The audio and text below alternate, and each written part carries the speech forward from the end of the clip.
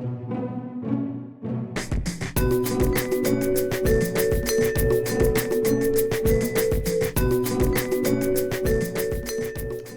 couple years ago, a good friend of mine, Father Paul Murray, who's a great Dominican spiritual writer and teacher, told me about Donna Tartt. Donna Tartt is an American novelist, and Paul reminded me, not only is she a great writer, she's also a Catholic. And I said, boy, I've never heard of her. He said, well, you got to begin with The Secret History.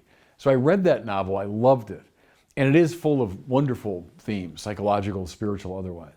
When I finished that, he said to me, now you've got to read her masterpiece. Is called The Goldfinch.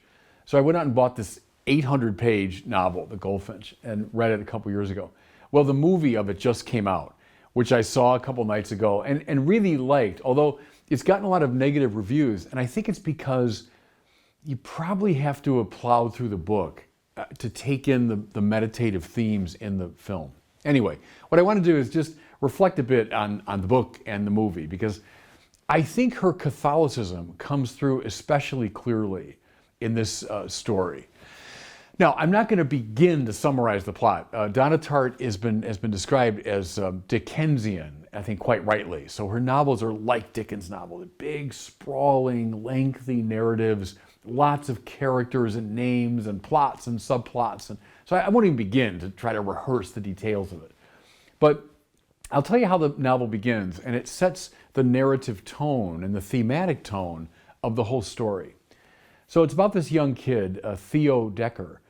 His parents are divorced. He lives with his mom in New York. The story opens, they're going to school because he's in a little bit of trouble, and they've called her in to talk to her. So it's very clear that Theo and his mom have a deep and close relationship. They get to school a little bit early, too early for the appointment, so she says, let's go to the Metropolitan Museum, that wonderful place on the Upper East Side. She's an art lover, and she wants to draw her son into the glories of art, right? Well, it's clear that she especially loves the Dutch masters, people like Rembrandt and Frans Hals, and she brings Theo into those rooms. And finally she brings him to her favorite painting. It's a little painting, not this big, of a bird, a goldfinch, that is sitting on a perch, but you see then it's chained by its little foot to the perch. It's like a pet bird that's chained so it can't fly away. And she talks to Theo a little bit about this beautiful, magnificent little masterpiece. Okay. At that point, they're about to leave, and then the mother at the last minute says, oh, there's one more thing I want to go look at. Stay here and we'll meet in the gift shop. So in she goes.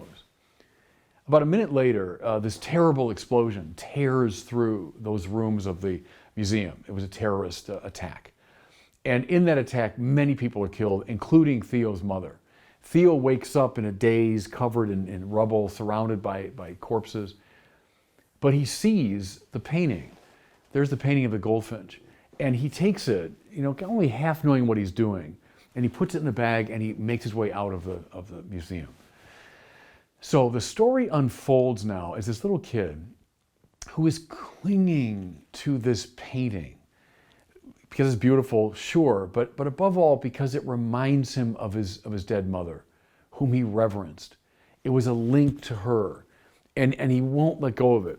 He hides it away wherever he is, even when it becomes clear the police are looking for it because they discover this missing painting, And so it's in the newspapers, and he's a little nervous. And when he goes through an airport with it, he's very nervous he'll be caught. But all the time, he's hanging on to it, hiding it, clinging to it. I'll tell you one little plot development because it's important, I think, for the theme. He makes his way to Las Vegas because his dad reappears, who's kind of a ne'er-do-well. And they bring him to Las Vegas.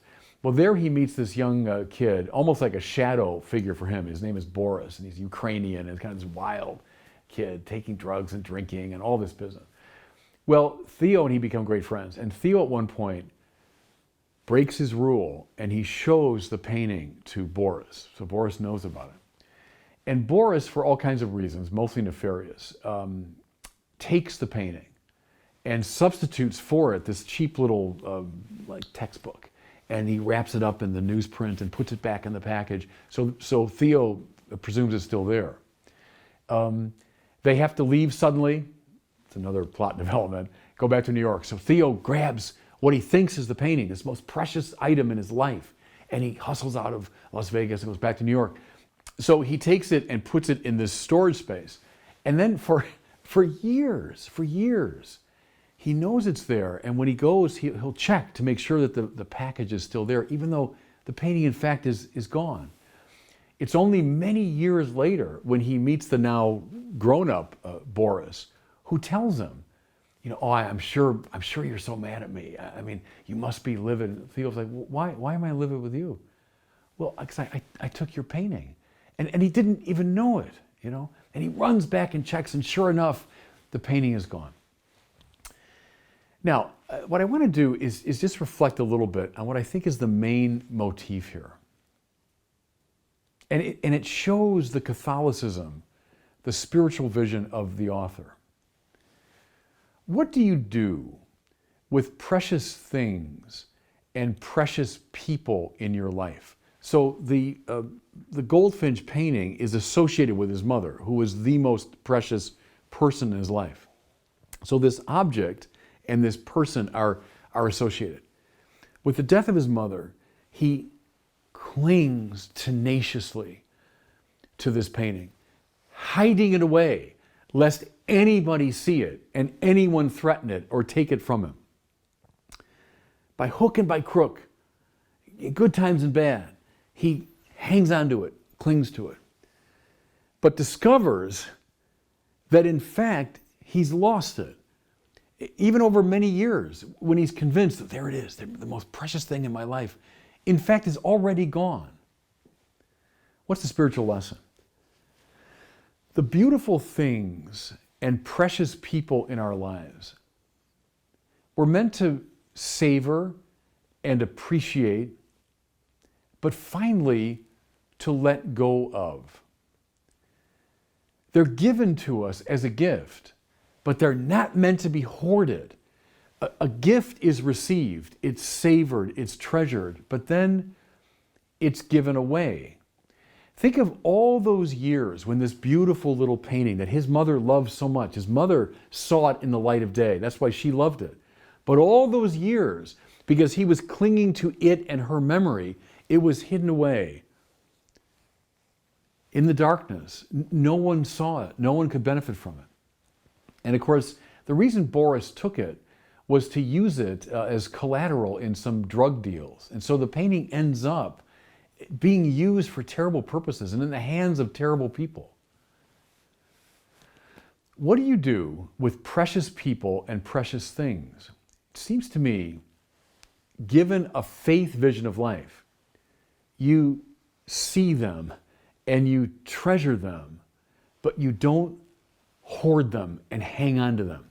Because in that very act, they are going to disappear. In that very act, you're going to lose the thing you're trying so hard to hang on to. In point of fact, when you're given a great gift from God, appreciate it, and then contrive a way to make it a gift for others. Go back now to that beautiful scene with his mother just before her death, explaining this little picture to her son. What was she doing? But the gift she had received, she was now giving to him. Leaving the picture in the light of day, but passing it on to him. Theo's great mistake was to cling to it and hide it away, which in fact led to its disappearance. Here's something else that's really interesting. That painting, in fact, exists. And Fabricius, this disciple of Rembrandt, was a real figure. You know how he died? And this is where the novel came from. He died in a great gunpowder explosion that happened in his hometown. And it destroyed buildings and it killed him. But this little painting survived. That's hundreds of years ago. So the novel opens with a kind of reprise of that. Another great explosion happens. And that painting oddly survived. What's the symbolism here? Beautiful things and precious people are out there on the bounding main of life. What I mean is they're not protected like little objets d'art in a museum. They're out there, exposed to the dangers and ups and downs and threats of life. But that's where they're meant to be. You know, the old cliche, it's on posters now about, you know, a harbor is a very safe place for a ship. It's true. But ships aren't built for harbors, right? They're built for the open sea. Precious things and precious people, we can try to hang on to them and cling to them and hold them for ourselves, but they're not meant for that.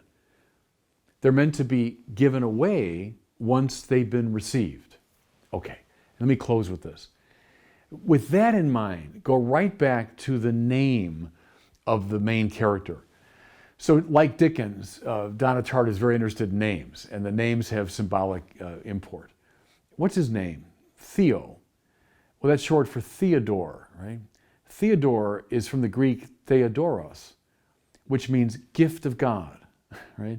Augustine's little son, a Deodatus, that's the Latin version of that, given by God. I think the book and the movie are about that. What do you do with gifts of God?